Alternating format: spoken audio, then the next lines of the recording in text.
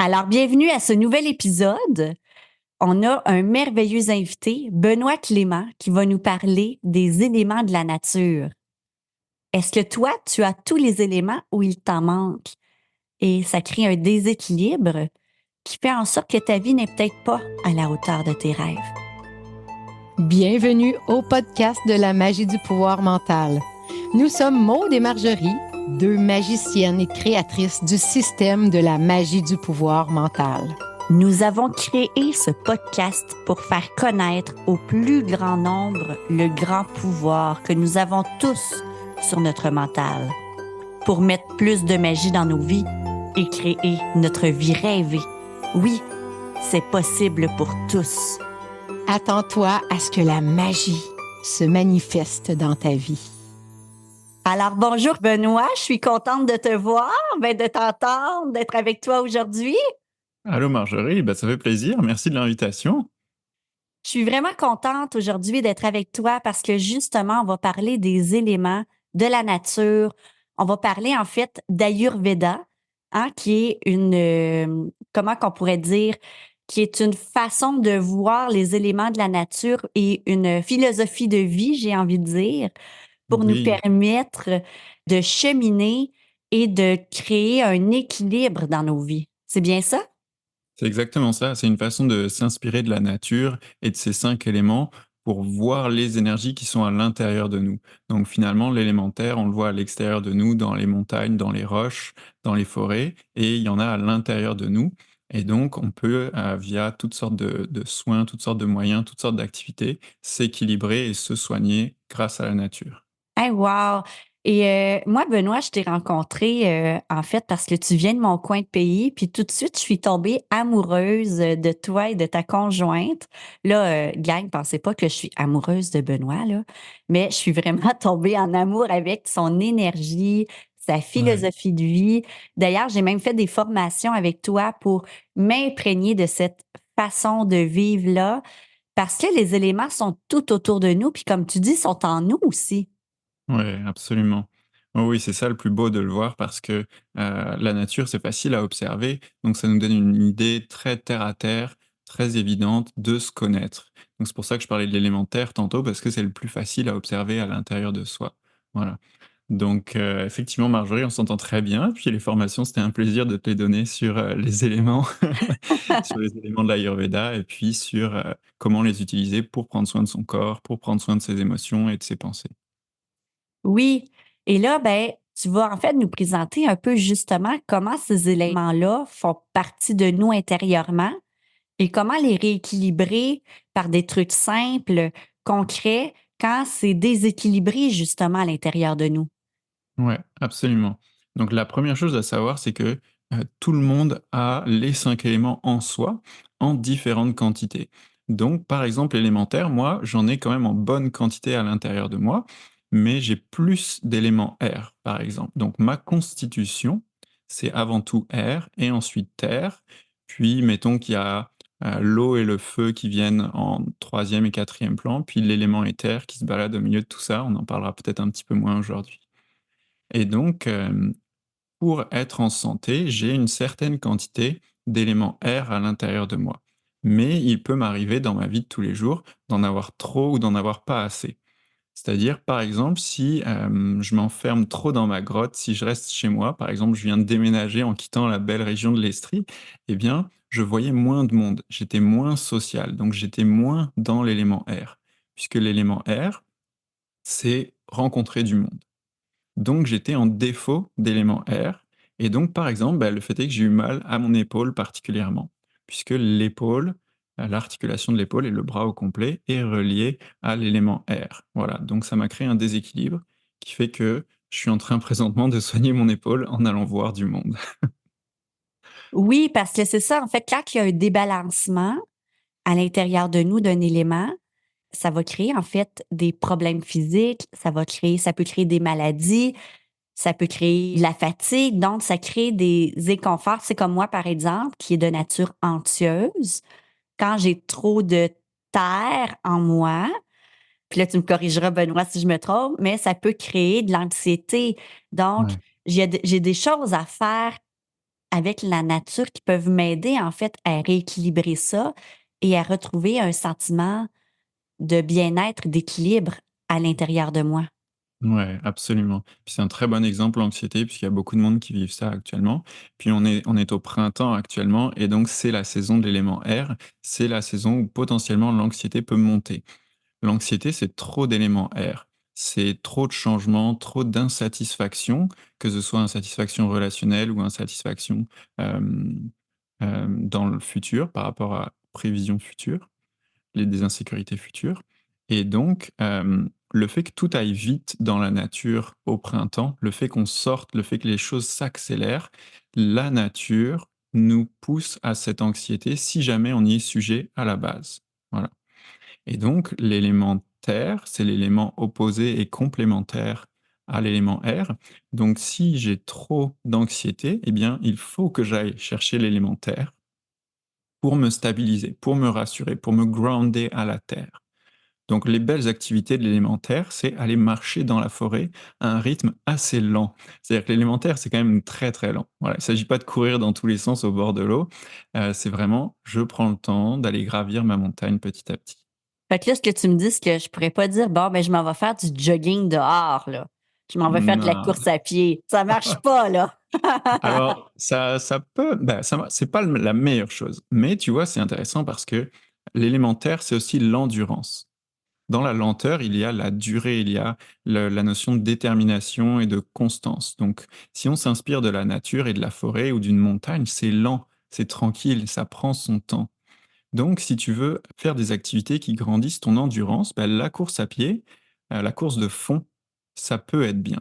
Mais le sprint, par exemple, ça c'est air. Le sprint, c'est pas bon pour se stabiliser et avoir confiance en soi. Parfait. Donc, quand j'ai trop d'air en moi, c'est là que je vais vraiment sentir un déséquilibre, du stress, de l'anxiété, en fait, qui peut monter. Ouais, absolument. Mais là, au contraire, justement, quand j'ai trop de terre, qu'est-ce que ça fait? Quand j'ai trop de terre, c'est, le corps qui se ralentit Ou beaucoup. pas assez, Ouais, là? bah, mettons comment? Trop de terre? On y va. Ou être trop ou pas assez, en fait? Ouais. Alors on y va pour, bah, pas assez de terre finalement, on vient de le dire. Ça revient à avoir trop d'air, puisque ce sont les éléments opposés et complémentaires. Donc ça veut dire qu'on n'est pas assez groundé, on est trop éparpillé, on a le mental qui part dans tous les sens. Voilà, on n'a pas d'habitude, on change d'avis trop facilement. Maintenant, quand on a trop de terre, bien, on a tendance à faire, par exemple, de la résistance au changement. L'élémentaire, c'est l'immobilisme, donc c'est les habitudes. Donc quand on a trop de terre, on résiste et ce sont les genoux qui sont en mauvaise santé. Tu sais, on parle de gravir une montagne ou de descendre une montagne, ça prend des bons genoux pour ça. Et donc quand on résiste trop, voilà, les genoux ne veulent plus plier finalement. Puis ça peut arriver aussi dans les lombaires, le bas du dos, et puis les cervicales. Donc c'est intéressant parce que les personnes qui travaillent beaucoup dans le bois, que ce soit les bûcherons ou toutes sortes de travailleurs de ce type-là, ont bien souvent mal aux lombaires, justement. Parce que c'est une zone qui est travaillée lorsque on travaille dans le bois, dans la nature, avec des activités de force, des activités matérielles. Tout ça, c'est l'élémentaire.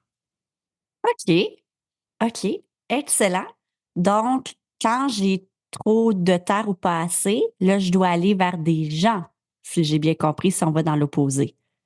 Ouais, c'est ça. Si j'ai trop de terre, l'idéal est d'aller voir des gens pour aller dans l'élément air, effectivement, de sortir, d'amener de la légèreté dans sa vie. Voilà, amener de la légèreté dans nos lombaires qui sont trop comprimés. Voilà. Ou aller sortir dans des espaces très ouverts, finalement. Aller sortir dans une prairie, peut-être pas dans une forêt qui est un environnement assez fermé, mais aller se balader dans un champ. Voilà. Alors que les personnalités terre, à l'inverse, elles aiment, faire de la spéléologie, par exemple. Ça, c'est une activité très terre, mais c'est trop de terre, potentiellement. Voilà. OK, OK. Mais là, il y a 4 éléments dans les ben, il y a 5 éléments dans l'Ayurveda, mais il y a 4 éléments que tout le monde connaît. Donc Ouais, la terre, l'air, le feu et l'eau. Donc là, absolument. il reste les gens qui sont très feu ou très eau à parler. Ouais. Donc quelqu'un qui est très feu, qu'est-ce que c ou qu'est-ce que ça veut dire quelqu'un qui a beaucoup de feu en lui? Ouais, bah, c'est à l'image d'une flamme, à l'image d'un feu. Ce sont des personnes qui sont très vivantes, qui ont beaucoup d'énergie, dans le sens de l'énergie vitale, de la motivation. Donc on retrouve ces personnalités chez les entrepreneurs, les personnes qui sont des managers, des gestionnaires finalement. Donc c'est des personnes qui parlent assez fort en général, qui ont une forte présence, qui s'affirment, qui savent te dire non, qui savent te dire, «Je suis pas d'accord avec toi, moi je prends cette décision». Voilà, donc globalement, c'est la personnalité qui se remarque le plus, la personnalité feu. C'est aussi très, très beau parce que à l'image du feu, ça réchauffe. Ce sont des personnalités qui sont belles à écouter, des personnalités passionnées. Tu sais, quand tu regardes le feu, waouh, il y a une espèce de magie qui se passe, c'est vraiment beau. Donc on retrouve ça chez des personnes feu matures. D'ailleurs, il y a un dessin animé où ce qu'on voit beaucoup justement l'élément feu et l'élément eau. Est-ce que tu te rappelles le nom, Benoît? Parce que je l'ai oublié, Ouais. mais c'est un dessin animé, en tout cas, qui représente bien les éléments de l'Ayurveda. Absolument, c'est Avatar, le dernier maître de l'air. Est-ce que c'est Oui, ça? Ou c'est oui. Élémentaire? Oh, Ah, Élémentaire. élémentaire, OK. oui! Fait que dernièrement, le film d'animation, c'est ça, sur, excusez-moi, donc c'est le film d'animation sur, les éléments. On le retrouve très, très bien, oui, surtout pour l'élément eau, avec le jeune garçon là qui est complètement dans ses émotions, dans sa vulnérabilité. Alors on va y aller avec ça. C'est un élément qui est féminin, ça se voit tout de suite que ce jeune garçon est très féminin et c'est très doux, très sensible. Les personnes eau sont portées à prendre soin les unes des autres. Voilà. Il y a un grand sens artistique aussi dans l'élément eau. Ça veut dire que les personnes ressentent beaucoup d'émotions quand elles voient de l'art. Les personnes aiment peindre, aiment faire de l'art plastique, aiment faire des poèmes, des poésies. Voilà. Donc, ce sont des créateurs. Ouais, des créateurs très sensibles, très sensibles. Il y a vraiment ce côté stylé et ce côté beau. Voilà. Et justement, l'élément eau s'associe très bien à l'élément feu, parce qu'ils sont opposés mais complémentaires, pour donner des artistes accomplis. Mettons que l'eau, ça va être ton inspiration, ça va être la muse, et le feu, ça va être la mise en action. Ça va être je crée une exposition pour présenter mes tableaux. Ça, c'est l'entrepreneur qui fait ça. Donc c'est là que les deux éléments peuvent vraiment bien se compléter. OK. Et quand j'ai trop ou pas assez de feu, qu'est-ce qui se passe? Le feu, ce qu'il faut savoir, c'est que c'est la frustration et la colère. C'est ça les émotions du feu qui motivent les gens à passer à l'action. Et donc, le feu, c'est des flammes, c'est de la chaleur. Donc, malheureusement, quand on a trop de feu et qu'on n'arrive pas à l'exprimer, mettons, j'ai un projet, mais l'extérieur m'en empêche ou j'ai pas assez de temps pour mettre en place mon projet, eh bien, je brime mon feu, je l'accumule à l'intérieur de moi et il crée de l'inflammation. Donc toutes les personnes qui ont de l'inflammation, peu importe où dans le corps, là, que ce soit les tendons ou les intestins, eh bien c'est un excès de feu, c'est un excès de colère, un excès de frustration à l'intérieur de soi. Voilà. Et par ailleurs, les zones qui concernent beaucoup l'excès de feu, ce sont la tête, au sens des migraines, les maux de tête. Ensuite, le système digestif. Les personnalités très feu ont très souvent des enjeux de digestion, que ce soit à l'estomac, aux intestins ou des remontées acides. Et puis les cuisses. OK, OK. Puis qu'est-ce que je fais pour justement me permettre de rééquilibrer cet élément-là en moi? J'imagine qu'on va Ouais. avec l'opposé en air. Alors oui, ça va être la première option, mais je vais commencer par la deuxième pour faire changement. Oui! Alors, pour ce qui est de l'élément feu, la première option, c'est sortir le feu, c'est l'exprimer à fond.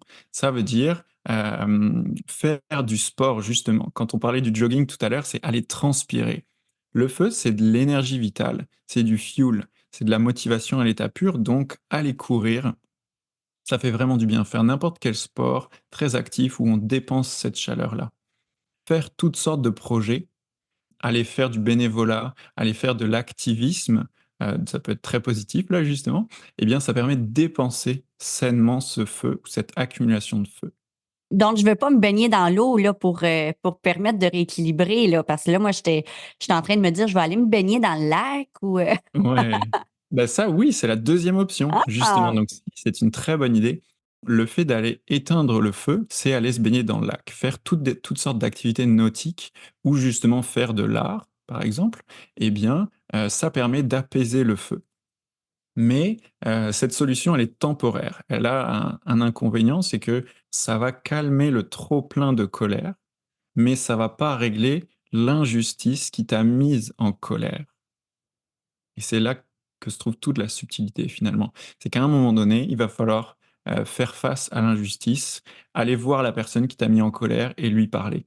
Aller tout le temps se baigner dans l'eau ou, boire beaucoup d'eau ou boire de l'alcool par exemple, hein, parce que c'est souvent ce qu'on fait pour calmer sa colère, eh bien ça c'est temporaire, ça ne règle pas le problème. Non, d'ailleurs, Benoît, j'ai envie de faire du pouce là-dessus parce que souvent dans nos clients qu'on a dans nos programmes, de la magie du pouvoir mental, ça arrive souvent des clients qui, justement, ont de la difficulté à s'affirmer, qui vivent une frustration au travail ou dans leur famille et qui, justement, ne savent pas comment l'exprimer parce que c'est tout un art d'être en fait, ça prend beaucoup de confiance en soi et d'amour de soi pour affirmer ses limites et surtout les maintenir parce que des fois, on a beau les nommer, hein, elles ne sont pas entendues, elles ne sont pas respectées et c'est un beau pas d'amour de soi et de puis en fait, moi, tu me confirmes qu'on a beau combiner ça à un élément, il faut quand même changer parfois ou transformer des choses dans sa vie Ouais, physique pour se permettre, en fait, d'être bien. Parce qu'en fait, sinon, comme tu dis, c'est juste un plaster qu'on est en train de mettre. ouais, Donc, c'est important d'apprendre à s'affirmer. Et moi, je vois toujours mes clients, en fait, au début, comment c'est épeurant. C'est épeurant de nommer les choses, de faire le changement qui est demandé dans sa vie. Mais qu'un coup qu'ils l'ont fait, là, ils sont tellement fiers, là. Ils sont tellement fiers. Moi, souvent, je reçois mmh, des messages, là, des messengers de clients qui disent Hey, suite au coaching, justement, j'ai réussi à faire ça. Puis là, tu sais, ils sont dans la fierté, puis l'affirmation de dire Hey, j'ai réussi à faire, j'ai osé le faire. Puis là, je suis content, là. ouais, Puis là, tout, justement, à l'intérieur de soi, l'énergie change. Parce que mmh, justement, autant quand on a un problème physique, un problème de déséquilibre en lien avec les éléments, ben ça demande en fait de l'introspection puis de s'arrêter pour apprendre à se connaître et de voir qu'est-ce qui doit être transformé, transcendé dans ma vie ouais. pour me permettre de retrouver cet équilibre-là. Ouais, absolument. Puis justement, je fais du pouce, tout l'accompagnement que tu fais, le coaching que tu fais, c'est hyper précieux pour que les personnes s'affirment, puisque tu donnes, Marjorie, tu donnes confiance aux clients. Tu leur donnes un cadre, tu leur donnes des étapes, et cette confiance en soi, c'est la base pour s'affirmer. Tu l'as très bien dit, et je fais du pouce sur les éléments. La confiance en soi, c'est l'élément terre. C'est les roches que tu mets autour de ton feu pour le sécuriser. Et grâce à cette sécurité-là, grâce à cette confiance en soi, tu dis: «OK, mon chum, il faut que je te parle, j'ai quelque chose d'important à te dire». Boum, le cadre est posé et ensuite tu peux t'affirmer sainement. Et donc tout le travail préparatoire de coaching que toi tu peux faire ou que moi je peux faire, beh, ça aide les clients à se sécuriser justement. Donc ça, c'est très précieux. Puis là, je viens d'apporter une notion, c'est la complémentarité des éléments terre avec l'élément feu.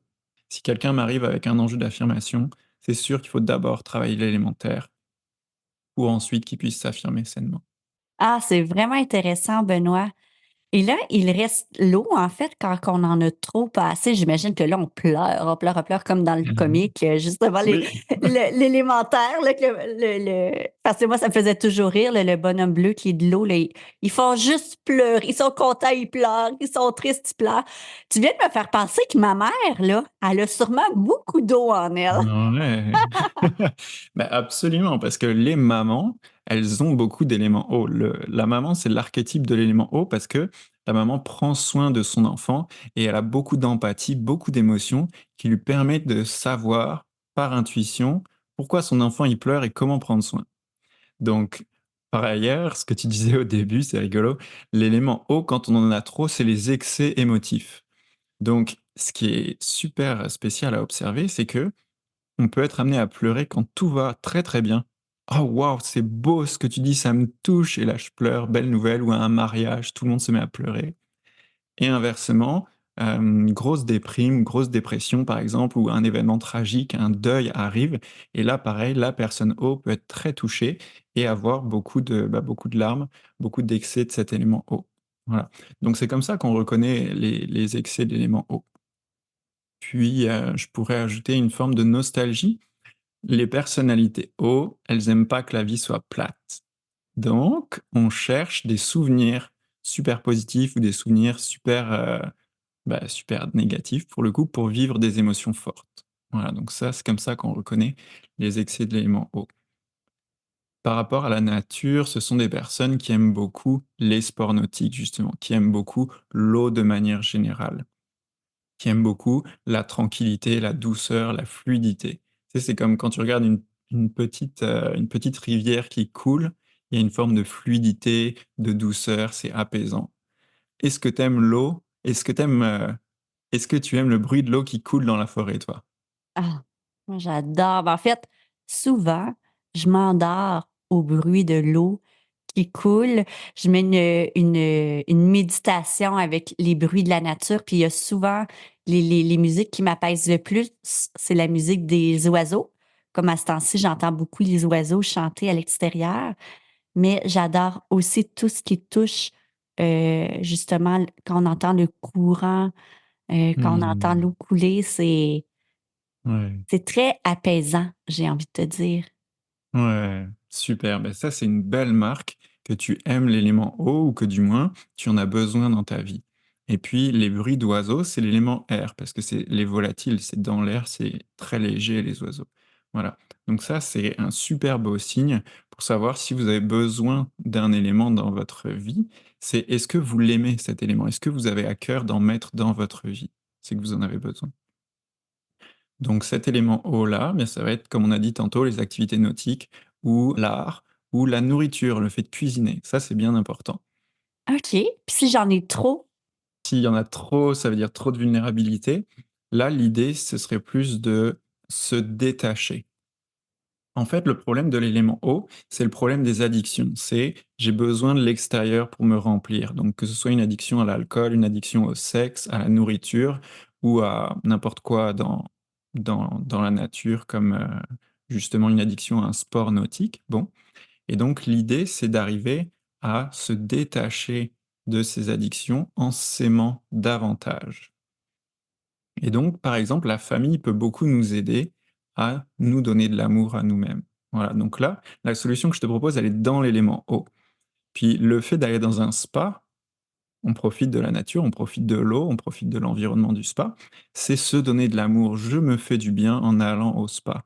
Donc je me donne davantage d'amour, j'ai moins besoin de l'amour des autres, j'ai moins besoin de mes addictions. Voilà. Ah! Hey, j'adore ça. J'adore comment tu l'expliques, Benoît, de façon simple, de façon à ce qu'on comprenne. Parce que souvent, on parle d'Ayurveda, puis je trouve des fois que ça a l'air tellement compliqué. Tu sais, puis c'est un mot qui, tu sais, que si tu n'as jamais entendu, Ouais. tu sais même pas ce qu'il veut dire dans la vie, là. On s'entend, c'est pas comme une chaise, là, tu sais, ça, tout le monde sait c'est quoi une chaise, mais Ayurveda, tu sais, qu'est-ce que ça veut dire? Donc, je trouve que ta façon d'expliquer, de simplifier le tout est vraiment super intéressante. Et d'ailleurs, Mmh. Benoît, moi, je me rappelle, j'ai déjà été à une rencontre avec toi, avec une amie chère à mon cœur, et on avait été pour des tatous. En fait, parce que tu es capable aussi d'expliquer selon c'est quoi le tatou, puis où ce qu'il est placé sur notre corps, ben Ouais. que c en fait, c'est une façon, en fait, de cicatriser une blessure. C'est en lien souvent avec une réappropriation de son corps, une affirmation en lien avec des blessures qu'on peut avoir sur soi qui sont en lien avec les éléments de la nature. Oui, absolument. C'est-à-dire que chaque partie de notre corps porte l'énergie d'un élément ou de plusieurs. Donc, par exemple, je vous ai dit tantôt pour, l'élément feu, c'était la tête, le ventre et puis les cuisses. Là, pour l'élément eau, ça va être la poitrine, les omoplates et puis le bassin, donc les fessiers, le pubis et puis ça va être les pieds. Donc si on prend l'exemple de quelqu'un qui se fait un tatou sur les pieds, c'est spécial, parce que les pieds, on les voit pas souvent, fait que tu choisis de mettre un tatou sur les pieds, que ce soit inconscient ou pas d'ailleurs. Et donc, à chaque fois, il faut considérer le tatou comme un rajout de quelque chose sur ton corps. Donc je donne l'exemple le plus flagrant, je rajoute une feuille, un tatouage de feuille sur mon pied. Donc la feuille, c'est un petit peu relié à l'élémentaire, mais c'est la vie, la feuille. C'est quelque chose qui pousse, qui grandit, qui fleurit, ou même une fleur sur ton pied. Ça, c'est encore plus important. Bon, eh bien, une fleur sur le pied, ça va être quelqu'un qui veut faire grandir, fleurir sa sexualité, par exemple. Si je me mets une fleur sur la hanche, une fleur sur le pubis ou sur les fesses, ça va être encore plus ça. Je veux épanouir, faire fleurir ma sexualité. Puisque la sexualité, c'est la douceur, c'est l'intimité, donc c'est l'élément eau aussi. Voilà. Wow! Ah, c'est vraiment intéressant. Puis là, ben, je suis en train de te parler de penser à ça, puis là, je me dis: «Hey, il y a un élément qu'on n'a pas du tout parlé, puis qui est un élément essentiel». Un élément Mmh. essentiel, puis c'est d'ailleurs celui que chacun de nous 2, hein, Benoît, travaillons énormément à travers les différents services Ouais. que nous offrons et c'est, l'éther Ouais, qui est le absolument. 5e élément. Alors c'est ça, c'est le cinquième élément parce que c'est l'élément neutre dans le fond. C'est comme l'élément qui rassemble les 4 autres. Donc, eau, terre, ce sont des éléments féminins, des éléments yin, et puis air, feu, ce sont des éléments masculins, yang. Et donc l'éther, c'est neutre, c'est tout ça à la fois. Et ça concerne la connaissance de soi, avant tout, c'est qui je suis. L'élément éther, c'est le vide. D'un point de vue matériel, c'est rien du tout, c'est le vide. Mais donc, c'est en créant ce silence, en créant ce vide, que j'arrive à me connecter à moi, à qui je suis, et à faire de l'introspection, par exemple. Donc, c'est ce que nous, on permet en tant que thérapeute. Quand un client arrive chez moi, il y a plein de places libres pour que la personne puisse prendre cette place-là et se connecter à lui-même. Et que quand un psychologue vous regarde et qu'il fait silence, bah, en fait, c'est pour vous laisser de la place, pour vous connecter à vous-même. Voilà. Quand vous vous baladez dans la nature, quelqu'un qui aime les espaces vides, les espaces ouverts, si tu es par exemple en haut d'une falaise ou en haut d'une montagne et que tu aimes observer l'immensité d'un paysage, tu es dans l'élément éther, dans la contemplation, l'admiration. Tu te connectes à ce paysage-là, mais tu te connectes à toi, à tes émotions, à qui tu es. Est-ce que je me trompe, Benoît, si je dis que c'est l'élément, en fait, de la spiritualité, l'éther? Ouais, absolument. C'est l'élément de la spiritualité. Puis, c'est important de dire que la spiritualité, elle peut prendre plein de formes différentes. Donc, toi et moi, Marjorie, dans ce qui est les êtres de la nature, par exemple, ou les énergies, les chakras, toutes ces choses-là, c'est une forme de spiritualité qui est très connectée à soi. La religion, c'est une forme de spiritualité. Toutes les religions, elles ont pour point en commun la spiritualité, c'est-à-dire la connexion à quelque chose de plus grand que nous à l'extérieur de nous et à l'intérieur de nous, puisqu'on sait qu'on a le divin à l'intérieur de nous aussi. Et la nature dont on parle aujourd'hui, ben, c'est une forme de spiritualité. C'est-à-dire que quand on observe les autochtones notamment, ou toutes sortes de peuples plus anciens, avec des traditions plus anciennes, eh bien on observe qu'ils sont hyper connectés à la nature, ils s'en inspirent énormément. C'est ça leur spiritualité, ou en tout cas une des sources de leur spiritualité. Oui. Donc, j'invite tout le monde à prendre conscience de ce qui vous habite intérieurement, de ce qui crée un déséquilibre présentement et d'aller chercher dans la nature ce que vous avez besoin pour remplir ce déséquilibre-là. En fait, pour compenser, mais j'aime pas le mot, je vais dire équilibrer ce déséquilibre intérieur parce que c'est la belle température, c'est la belle saison, c'est le temps. Puis même si on serait l'hiver, là, on a tout le temps plein d'excuses pour faire autre chose que prendre du temps pour soi, que prendre du temps pour se choisir, s'aimer et se rééquilibrer, hein. La vie va tellement vite souvent qu'on a plein d'excuses pour pas le faire.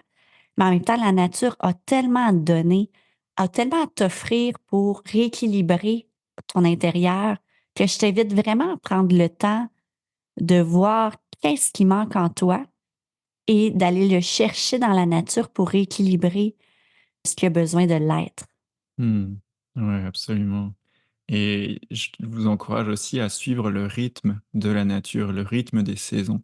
Ça veut dire que en vous connectant à cette nature-là, vous allez voir à quel point il y a un temps juste pour chaque chose. Ça veut dire que on parlait de l'hiver, Marjorie parlait de l'hiver tantôt, bah, c'est le temps de l'introspection l'hiver. C'est le temps du calme, de l'arrêt finalement. Alors que là, le printemps, c'est le renouveau. Tout fleurit, on sort dehors, on démarre les nouveaux projets qui ont maturé dans notre cœur pendant l'hiver finalement. Mais là, c'est au printemps qu'on les fait jaillir. Et puis l'été, c'est la folie de l'activité. L'été, c'est l'élément feu.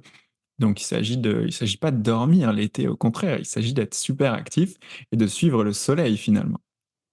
Ah, j'aime ça, j'aime ça. Donc, j'invite tout le monde, en fait, à se connecter justement à cette énergie de l'été.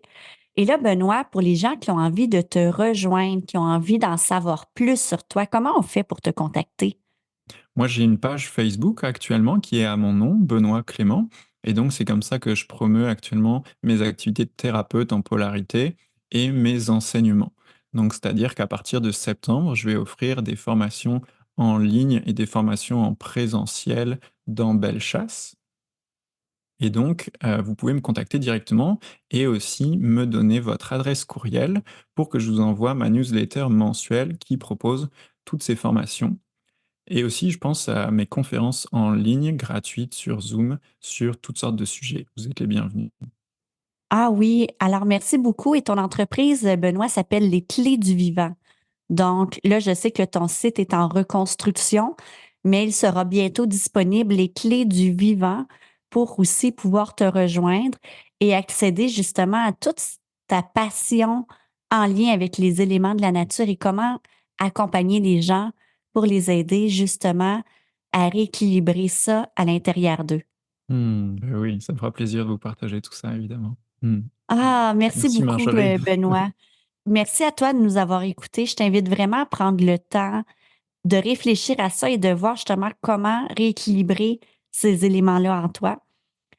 Et je t'invite aussi, en fait, à aller voir sur notre site Internet au www.maudeetmarjorie.com parce que bientôt, tu peux t'inscrire. On a notre web sommet qui démarre, le web sommet La magie de la transformation, où ce que justement plein d'experts aussi passionnés que Benoît pourront t'accompagner pour t'aider justement à t'outiller dans ta transformation. Donc, c'est un rendez-vous. Je t'invite à aller voir sur notre site web www.mondesmargeries.com ou sur le groupe Crée ta magie pour accéder, encore une fois, à encore plus de magie dans ta vie. Alors, merci à toi de nous avoir écoutés. Merci à toi d'être présent à tous les épisodes, rencontre après rencontre, d'être fidèle au rendez-vous pour te permettre de t'aider dans ta transformation. On a tellement de beaux témoignages, de beaux commentaires, comment tu apprécies et que ça t'aide, que ça nous donne juste envie de continuer. Et on se retrouve très bientôt pour un prochain épisode. Je t'embrasse. Merci, Benoît. Ça fait plaisir. Merci Marjorie.